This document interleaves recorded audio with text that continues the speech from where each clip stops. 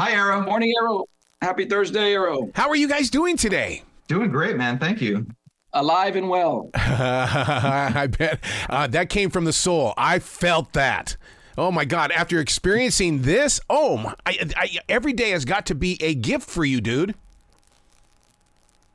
That's absolutely right. It's a great way to look at it. Yeah, after that, you're going, oh, this is a great day. My feet kind of still work. My body's getting up. It's good. I love the way that Expedition from Hell starts off with you hear this screaming and you don't understand what's going on, but yet my human emotions knew that there was something absolutely wrong. And this was taking place back in 2012 with the bear mace, and then it switches up to 2024 with you, in Orlando. And I love the way that you had to set up that scene in order to capture my attention to keep growing forward with this. Yeah, I mean, not only capture your attention, but maybe give you a sense of what you're about to get into as an audience, right? Because everybody, from the title, Expedition from Hell, that things aren't going to be perfect. And so in that opening, when you're going through that tunnel of foliage and you hear some kind of distant screaming and you don't know where it's coming from and how to get there, and you realize that it's Matt Saxman, a young gentleman who is part of the expedition, who had a little bear mace in his pocket that accidentally went off and hit him in just the worst possible place. So from hell could mean a lot of different things, and we wanted to show that very early on. And then to flip that entirely, to come into 2024 and to see Alex in maybe the same suit. He's currently wearing a blue suit with a tie and a CFP pin, and you see him in his living room in Orlando, and it's the exact opposite of surviving a jungle, right? Like it's comfortable, it's soft, it's warm, it's lovely. And so to see that dichotomy, to see that split between the harrowing jungle shit and what's happening now is a lot of the fun. Well, Alex, I'm telling you, man, people are going to go into this thinking, this was just reality TV staged. Man, dude, you lived this. I went into it actually thinking the same thing. This is reality and this is staged. Blisters, bites everywhere, tarantulas, snakes.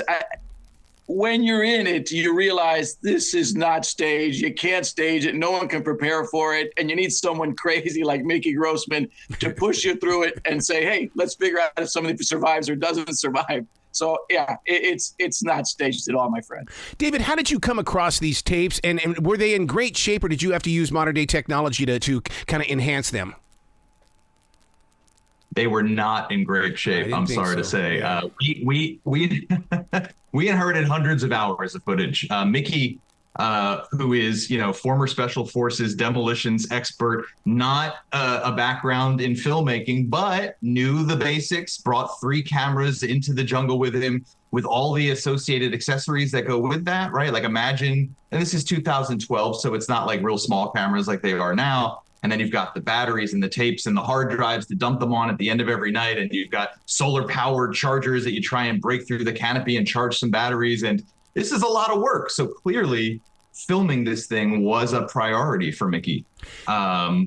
Whether or not the organizational side of that matched up to his ambition, no way. This was hundreds of hours laid out in no obvious order. We would be going through clips and we would see images of men with machine guns and there's somebody bleeding and someone just fell through a bridge, but they would be disassociated from any image that was in the same part of the timeline. So we had to find those correlating clips and piece it together. And so that was the hardest part for us, was, the couple of months and several personnel involved in combing through all of this and just trying to find that logical beginning, middle, and end using like a digital forensics, pairing the metadata on the tapes with, context clues of who was in it and where they were, to try and piece together a complete story here.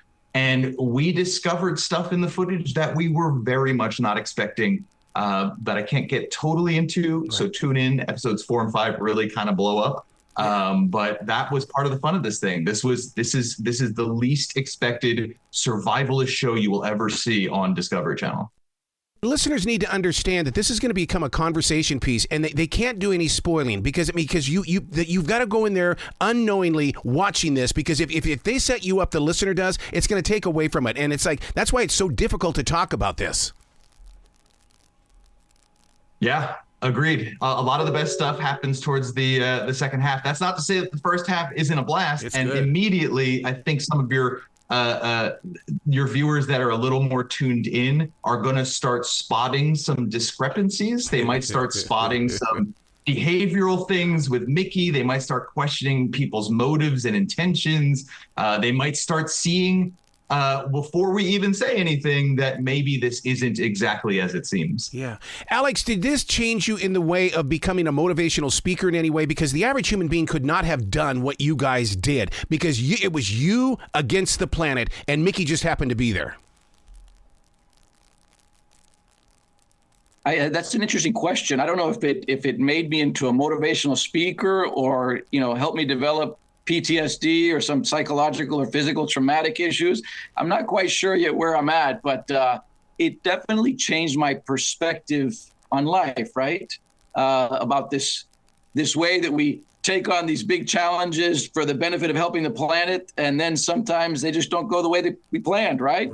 Right. Wow. Well, congratulations on Expedition from Hell, limited series on Discovery. I can't wait to talk to you guys more in the future.